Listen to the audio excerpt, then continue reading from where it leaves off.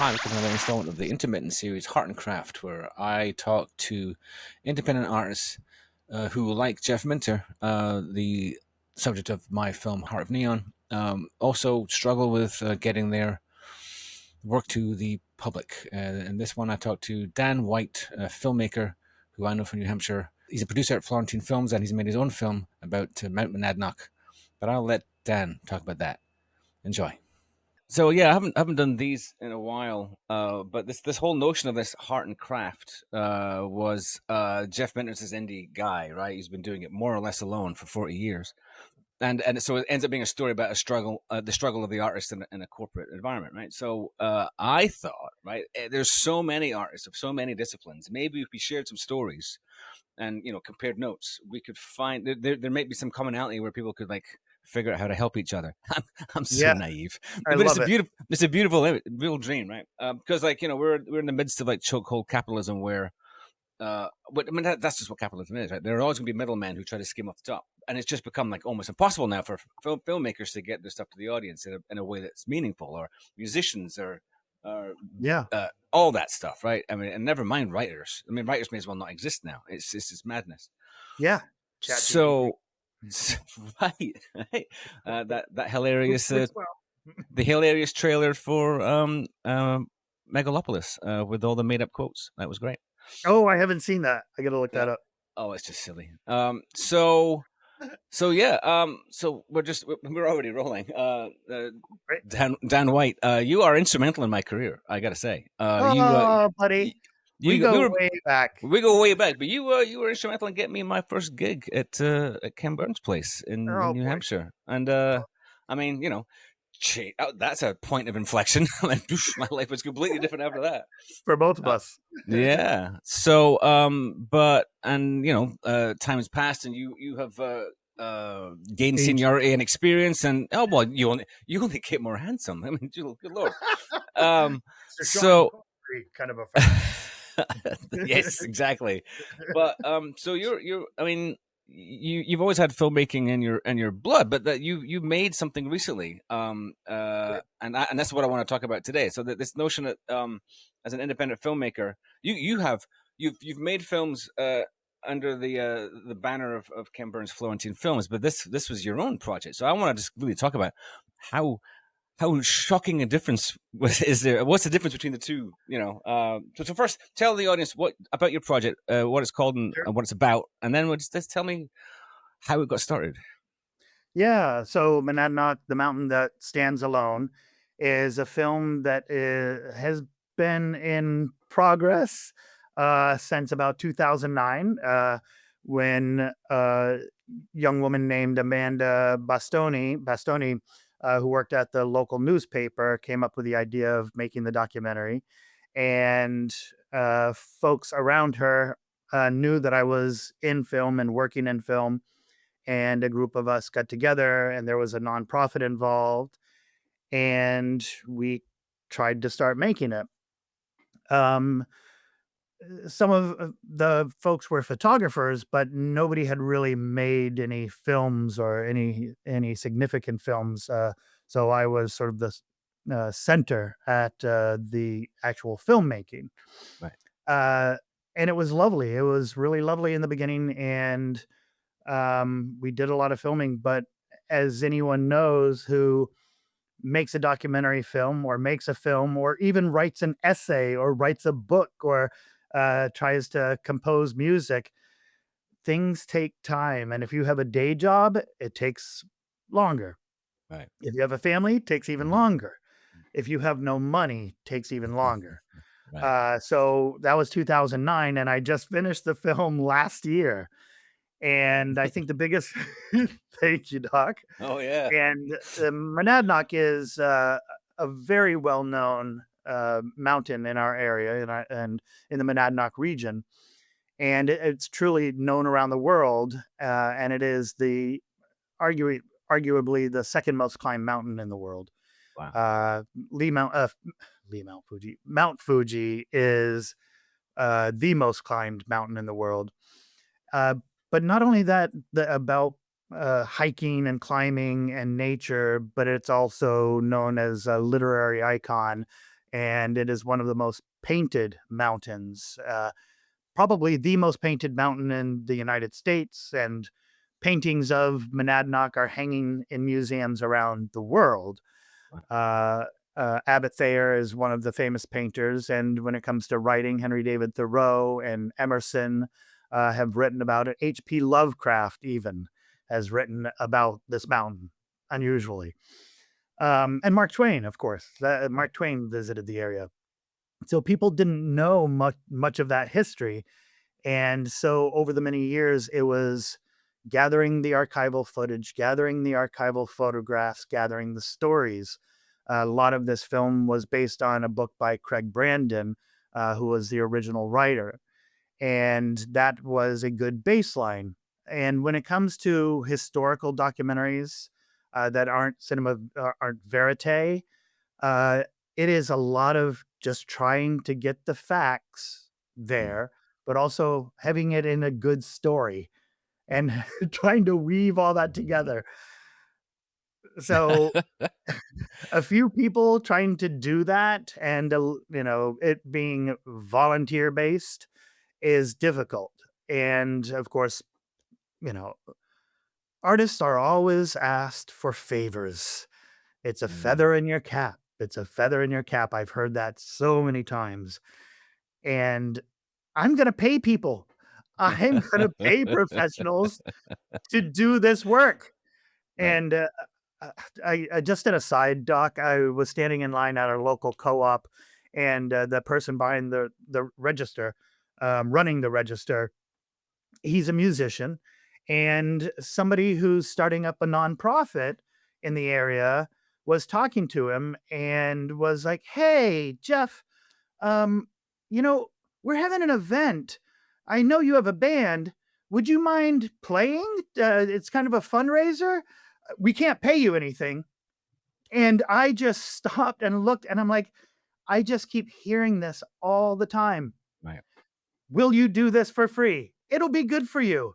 No, good for you is those years of experience and training and learning you should be paid for. Oh yeah. Nobody's like talking to the accountant, "Hey, you know, this will be a feather in your cap. Will you do my taxes?" No, the artists all the time are Right. just I think disrespectfully, um, I don't know, they're underappreciated, Certainly for undervalued massively. undervalued. Yes, that is a perfect word for it. And I knew in the making of this film where so many were like, you know, let's do everything in kind. No, we need professionals Yeah. and we're going to raise money and we're going to pay folks to make this film what it should be. Right. We wanna make it right. We wanna do it right, and we wanna do right by the people who work on the film. Yes, volunteerism is great. If you're retired, if you are already have have the It, money and the it resources, that's fine, right. Right. appreciated. But You can't. That's not. It's not a business model to, like, work off the backs of free labor. I mean, it yes, it yes, shouldn't be. It often is, it but it is, shouldn't yeah, be. it should not be, and I'm always whenever I give a talk, one of the things that I try to insert is patronage, Mm. benefactors, people. There are so many artists, and not all of them are starving. And Mm. what I want to see is fewer born rich artists, people who can afford to become an artist, Right. and that is only one representation. I want to It, see folks who really came from low means have patronage and see that perspective. And I'm seeing a I, narrower and narrower band. it's like get out of my head. And it's I've had this same conversation with so many people. Like it just limits the conversation, right? All of a sudden, like culture becomes like the BBC was in the early '70s. Very, very upper middle class. Interesting. Everybody Yeah. was white. Everybody had like a detached house with a garden and worked in an office. And I'm like, that's not the reality I live in. It was Right. very And it's alienating. It's fantasy as far as so you don't 100%. see yourself on. I didn't not only didn't see it my accent represented on television, but I didn't see Yeah. the area I lived in or even my country. It was just pretty weird. Yes. So Yeah. it's that and it just and it's insidious because you don't see it happening. It's just it's I don't know. Yeah. So And I don't mind hearing that you know, good oh, for them. it's Good still for part of the all those conversation. folks, but Yeah, right. let's hear more of the story. It is almost like what do we see on TV and see in the movies? New York, LA. Right. Where's New Hampshire? Where's all these other small communities? And now Uh, it's New York, LA, Toronto representing every part of the US kind of thing. right. I want more out there. So Uh, patrons, yeah. hi. To that. So what comes up a lot, obviously, is how does one raise money? Right. I had a conversation the last Heart and Craft video, which isn't actually online yet, but will be. It was about film grants and that series of gatekeeper hoops through which you need to jump, and it ends up being really specific. Did you try that path, or how did you go about Yeah. funding this project?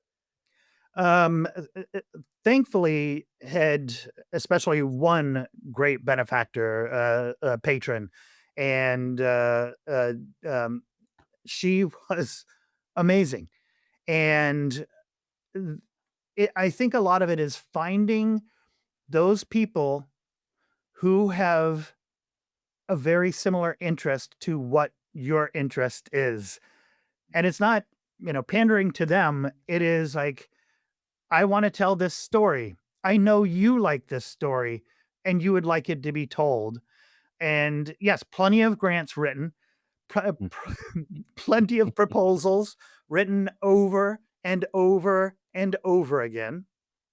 And I'll say when it came to writing to like New Hampshire Charitable Foundation, they were terrific and a major sponsor.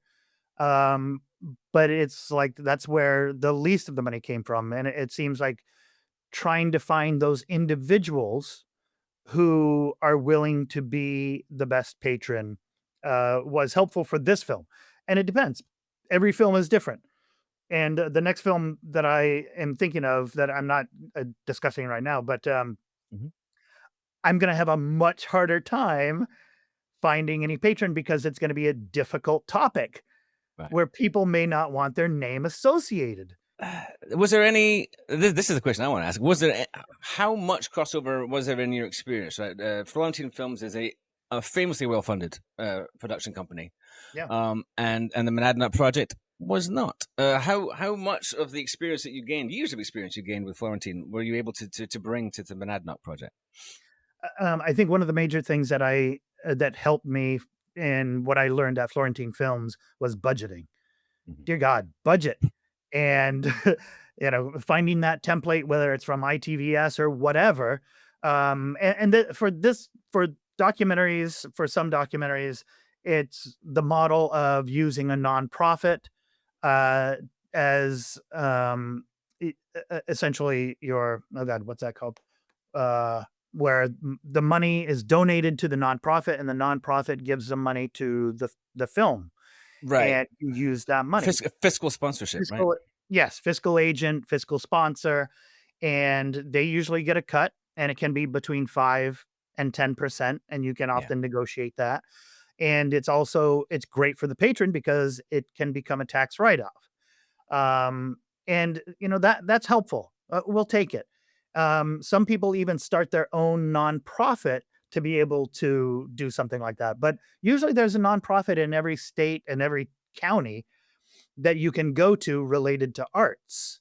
mm, And so up here, we were able to find a couple nonprofits, and the money sort of just comes from the patron, goes there, and then goes to the project. But in the budgeting part, I knew how much it would cost if we hired a cinematographer. I knew how much it would cost if we're using archival photographs, imagery from Getty or things like that. Um, and also, I knew how are the best ways to save money in all of those places. And also, that background also taught me you need E&O insurance. These weird things that most filmmakers don't learn until they're hitting the head with it at the end when they try Right. to find a distributor. And they're Right. like, "Oh my god, how much is E&O insurance? Thousands of dollars." They weren't prepared for these little things. Never mind like the So, legal fees because you got to have an attorney sign off on it, and they charge by the hour. yes. Yeah, legal fees are pretty crazy. That can Yeah. be 4 or $500 an hour. Hmm. So all of these little things you have to think about that protect you, protect your project, E and O, errors and omissions. You Right. screw up, that'll help you, not necessarily for everything if you screw up pretty, But it's ineptly. but it's also it's a gateway thing. Like the distributors won't touch it if you don't Yes, have that protection because that's right. it protects them too from frivolous Yeah, lawsuits and cease and desist. They don't want to get stuck with a project they spent all this money in and they can't release it. So absolutely. it's on us, the filmmakers, to make sure that that's not the case. Yep. When I approached NHPBS, and I'd been talking to them for years about this project, that's of course one of the first things they asked about was E&O and rights. Is everything cleared? Right. Have your photographs? Do you have releases for everything? Do you have releases for all of your interviewees? Releases for location sometimes, releases for footage, releases for music. Do you have your sync license? All these little details that are just like, we're going to make a film. Oh shit, what is this? What is this about E&O? All these little details that are, they can become so overwhelming that it can turn a lot of new filmmakers off. And like it can feel daunting, but that's why you find a good producer or a good post-production supervisor. Hey, I'm making a film. It's my first time. What do I do here? And yeah, it's going to cost you a little bit of money up front, but they will give you almost a checklist like, don't forget about this. And even when Right. I read books or, see these things online or a lot of the filmmaking college courses, they don't go into the business aspect of like, No. you got to be careful about these things because they're very important. Yes, we're having fun going out and filming, doing these awesome things. Yay, we're making a film, but there's somebody who's like clacking away, like, oh my God, you got to do this, you got to do that Hmm. before it gets terminal in the end. It is sort of interesting. Like I enjoyed film school, but it went going out into the world. It's almost like you have to spend the next 5 years unlearning everything you learned. It's like it's a lot of it is like old information or it doesn't apply to like a non-academic environment. It's just not how the world works. It's odd. It's Uh, business. And I'll say at Keene State locally, where you and I both went, they do have classes now that related to film. How do you make your resume? oh, And I was like, oh my God, this I is did new. how to How do make you, a clip reel. It's like nobody ever showed me how to yes, make a reel. Like what do people want? It's like I have no yes, it idea. is. Film is a business also, and it has Hmm. always been a business. Oh yeah. Ever, Any ever since arts, Edison, yeah, it's always yeah, been about ever money, since Edison. dollars and cents. Yes. So I don't necessarily want to drag up bad memories or anything, but in terms of like every production is Pull it out. is a Sisyphean kind of pushing a rock up a hill only to have the rock run over you half the time. So what was is there something that you wish you could have done differently? I guess in hindsight, what would have been Oh yeah. Um, I mean, it's difficult when you work with others, collaboration, that is often the hardest thing there is when it comes to any work. Whether you're working, at Dunkin' Donuts or you're making a major film production. Mhm. Usually the work is easy. it's exciting often. It's a lot of work, but it is that sort of interpersonal that can be Mm. often the most painful. And if you see some red flags early on,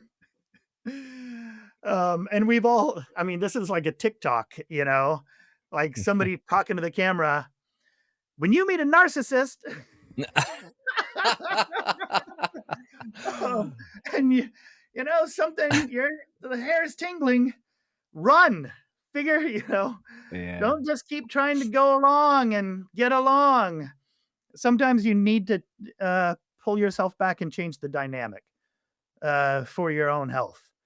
So and when that could be hard when like you feel that you need to make sacrifices to push the project forward, but it's like no, yes, it'll be fine. We can just coast along and it'll be fine. yeah, But when well, somebody tells you they're going to be trouble, you should listen. yeah, you really should trust your instincts, no, even the smallest ones, and like maybe see a therapist, like delve into that and be like, okay, maybe this is not healthy. Mm. and Hmm. and often that is, and you hear all these things from often mentors, and when you hear it is when you tell them what just happened to you. Like, I just went through this thing and I don't know what happened. And then they're like, let me tell you a story. And I was like, oh my God, I wish I heard this from you when I was Yeah, young. right. And like these stories should get out there. And, you know, sometimes you meet some folks that are just not good for you or good for the project. Right. So, it's just to beware, be aware of some of these things that you run into. So, I mean, uh, unfortunately, it's one of those things that gets easier to spot with experience. So sometimes sometimes these experiences are inevitable because you don't know enough, and it just happens, and then chalk that right. one up to not doing that again, kind of thing. So, I'm but 52. Kind of took me too long, man. It's oh, like, I mean, I waited till my 50s to make my first film. You know, it's just like, jeez. The one thing. So I had a friend in Keene, also Keene State College, also a filmmaker, and he one of the people he'd met, an entrepreneur he'd met, is like the entrepreneur's best advice was fail fast. Right? We're always going to make mistakes. The trick is yes, to not dwell and like try yep, to fix a broken thing, finish the thing, and then move on, learning the experiences. And the quicker you learn, is the quicker you gain experience, and the yeah, quicker you're able to do better work. And that's funny. that's the Yep. trick, right? And if there is a secret to being a successful entrepreneur, that's it. That and being incredibly You've told rich. me this before, and actually, I talked to my wife about that. Fail fast. It's really interesting. Yeah. Fail fast. Get on to It's the. oh, well, the real trick is like to be able to let go of failure, right? It's not easy. Yeah, But I mean, I don't know what it's like for other people, but it bites. It really hurts, right? It's like fuck. I should have been better. Should have been smarter. yeah, Anyway, yeah, but and you live I'll and say, learn. It's the other figure of speech, right? right. Uh, it's like I don't know if it's failing in the business part or the artistic part, and I mean, only in my experiences has been failing in the people part.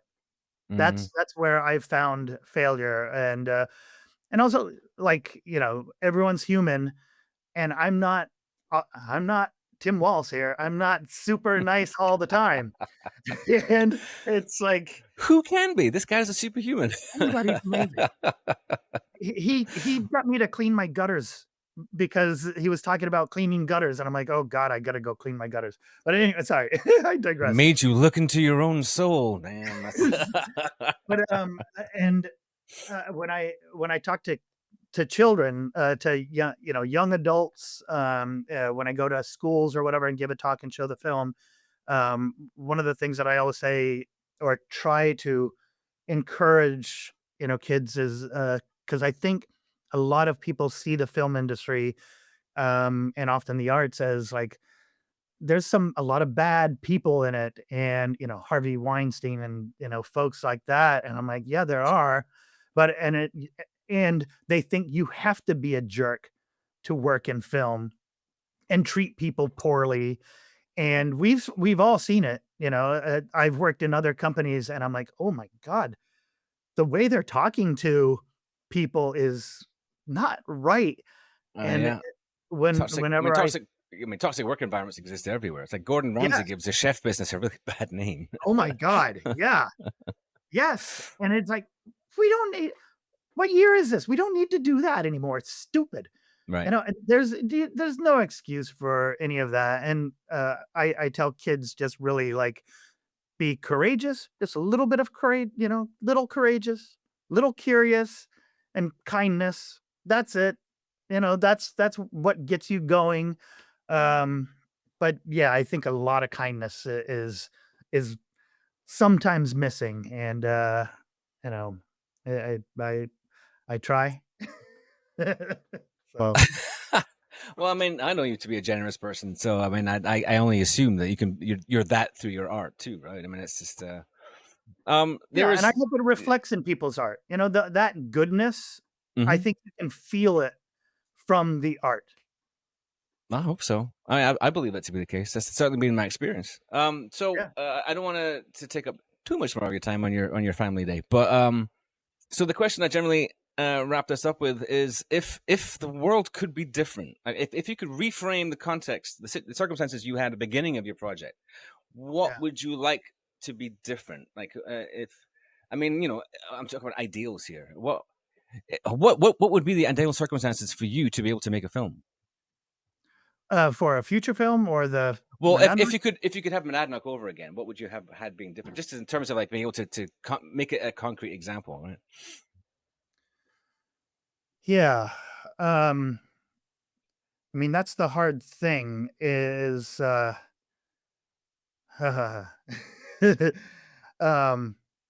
I probably would've geez, I don't know, know, because this is hard because it was really about, uh,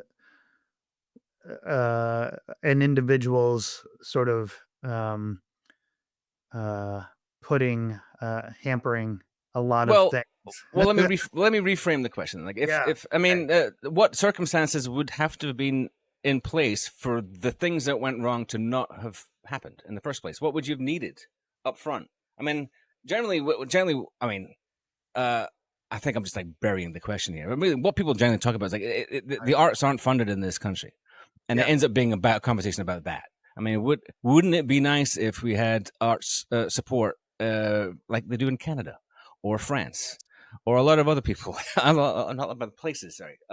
It's so. I mean, maybe the better question would be, how can individual artists maybe is there a way for us to help each other in a way that the government doesn't, right? I mean, you know, there is no there are grants and stuff, but what can yeah. individual filmmakers do to help each other? Maybe I mean that's what this larger heart and craft project is about, and I have not come up with any answers. All we can do is just share war stories, and I don't know. I Yeah. mean, Um, well, I've been thinking kind of about this recently, because now I'm becoming an older filmmaker.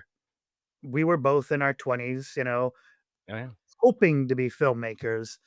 And something I witnessed um, within the film industry is that there are amazing mentors, Mhm. and there are often folks who sort of hold trade secret, like, to keep their job security.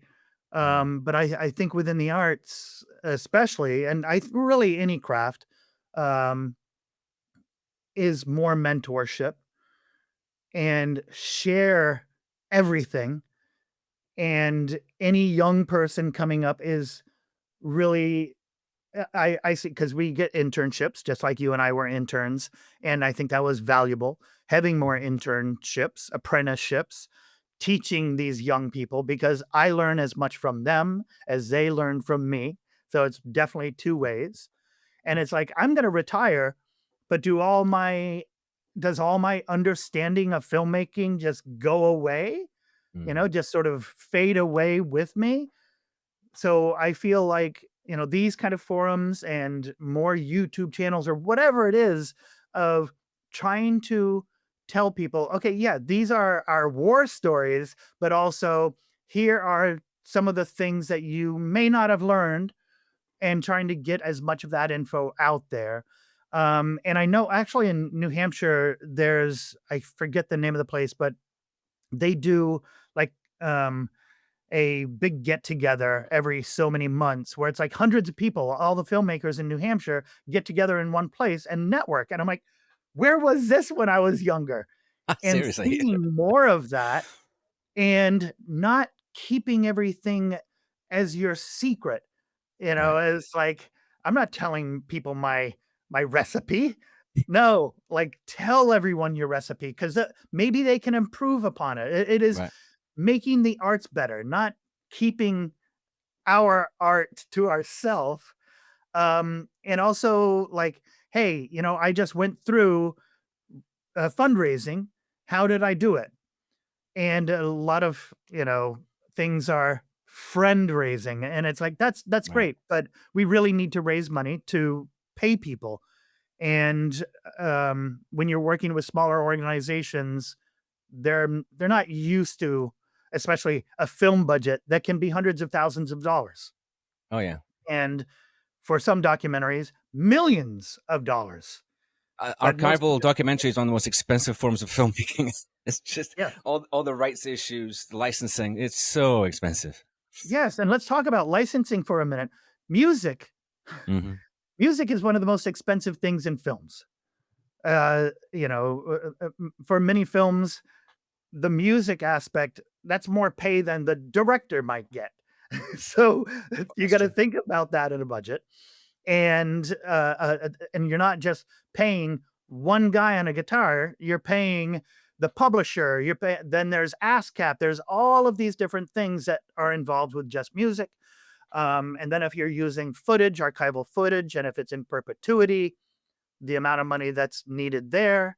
And of course, I try to source from local historical societies and go in and scan it myself and get the highest quality. There, you can Hmm. save a little bit of money because Right. that's usually free, or the National Archives.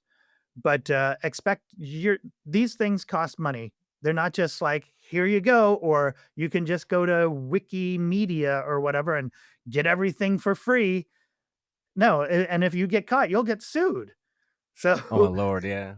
No, I yeah. mean, yeah, it's like it used to be. I mean, even just in like the last since I became like a filmmaker, like there's a one of the magazines. So newspaper clippings used to be like you could fair use it, right, or magazine stuff. Now, like there's the future. I can't remember which publishing company it was, but that's whoever. A lot of the magazines that featured my subject on Heart of Neon, they've consolidated under one banner, and on their Oh, website on the front page, like, we charge for everything. There is you're not going to get anything fair use. We're going to bill you minimum $900. And it's yeah, like, well, so at that point I went, oh right, so I'm going to have to find a way to get around that and not use these pieces of information at all, because this is ridiculous.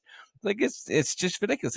People are doubling down on intellectual property and making sure that everybody gets paid, which is fine, right? It's yeah, fine, but for a low budget filmmaker, oof, it limits yeah. you. I'd like to see some sliding scales for in perpetuity, please, for documentaries, something, Right. uh, anything that can help. But I think also, um, trying to get patrons to have a better understanding of this, because often those patrons did not work in the arts. They Mhm. might be, retired hedge fund or venture capitalists or, doctors.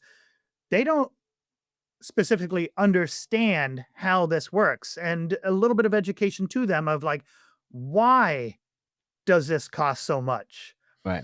And they might see how much is the director getting paid or whatever, but it's like, hey, yeah, that is an amount. Director getting paid? Yes, yeah, yeah. Doc, do we make money on docs? It's That's hilarious. No, no, I'm the last one off the boat. No, everybody gets paid before me. yeah, then that's exactly it. Is this is our passion, and I feel doing this for good, and knowing that the likelihood of getting paid anything is there, and there are who does Blu-rays and DVDs. There's really no hard copies of much that you can sell. You do Mhm. things amazing where you have merchandise and all Patreon, it's Patreon and Patreon, yeah. other outlets to be able to do this. And the biggest thing I think about, especially documentary filmmaking, that people don't understand, Mhm. even for Ken Burns, the majority of what the director is doing is just trying to raise money to make the next film and to Mhm. pay the people for the current film. Oh, yeah. That is what the major responsibility is of any filmmaker, and that's the hardest part and the part that nobody likes to do, but we have to. So, I mean, patrons. that's I mean, there's a lot to admire about Ken, but that is his skill because his team just gets bigger and bigger. It Yeah. is it's a small army at this point, and he has to. It's a lot of mouths to feed, and he Yes, takes care of it. You know. absolutely. That's something that I don't think enough people think about is, like, he's raising money to make these amazing documentaries and a very large staff of people, Hmm. and these films take 5 to 10 years each. Yep. So, to be able to get that quality, folks gotta raise the money, and, I wish we could all be able to do that as well. But it's not his fault or an individual's fault. It is, hey, state of New Hampshire, hey, United States, hey, Fed, let's pay for the arts because it is another billion, multi-billion dollar business, and others get subsidies. I So, mean, that would be an interesting case study to actually chart the growth of Florentine films. You know, because at one point he was an indie filmmaker just like us, right? He did Brooklyn Bridge. You know. and you've probably heard the story. So when he made Brooklyn Bridge, the very first film, so, and I think to this day, but I remember, going in his office and he kept this 3-ring binder on his desk. Hmm.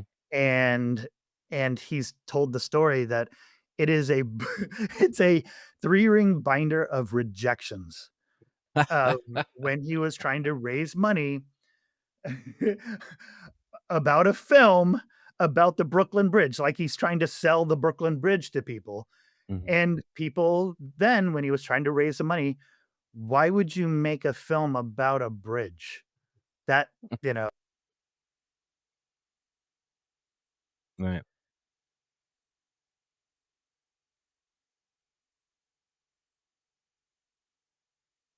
and then those few lead to others. And that is such a reminder of like, oh my God, trying to raise that money is painful, but it's just part of the process. But if it could be easier, imagine what could be done in the arts and how many more You know. artists we could have instead of artists having to work Right.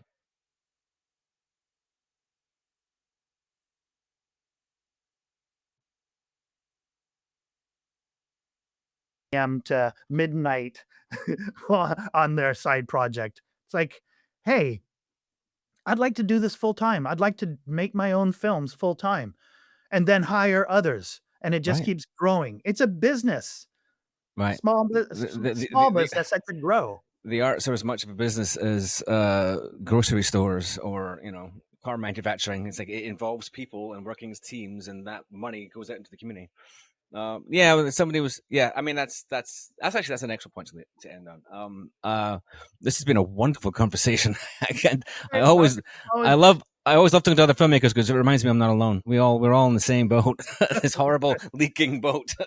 oh, it's painful. It is so painful and, like, every part of it, like, sometimes gut-wrenching, sometimes crying in a ball, all.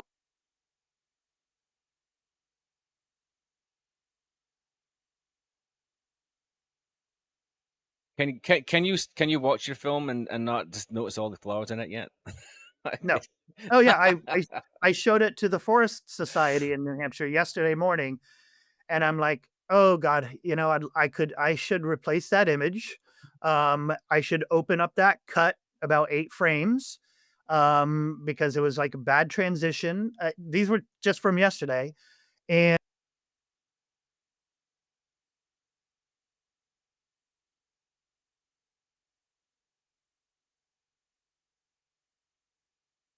It's gorgeous, but there was one shot that I inserted after, and Hmm. I look at it every day. I'm like, "Oh my god, it's like that thing in the middle of all this beauty that he did," and I'm like, "Ooh." It kills me. Where can people see Monadnock? So, yeah, Monadnock can be seen on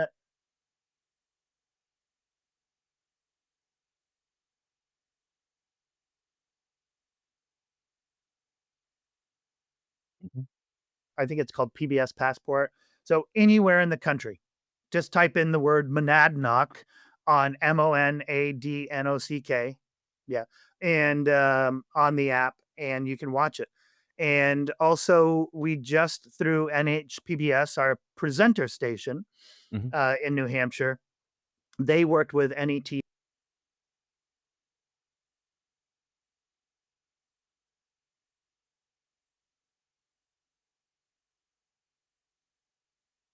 already started putting it up so that any PBS station in the US can broadcast it. And WGBH has already reached out. Um, and I'll say this, people are like, "Oh, you're," and people have said this to me, "Oh, are you getting a new car?" And I'm like, um, so when you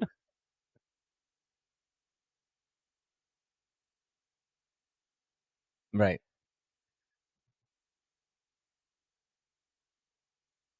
other things where you get paid, but it's like it's out there. It's to be accessible. That's the Right. point of this film. Right. Excellent. Thank you very much, Dan. Uh, It's been great. oh, Good luck with your next project. I can't wait to see what it is. oh, I'll talk to you about All right. Take care. it. Take care.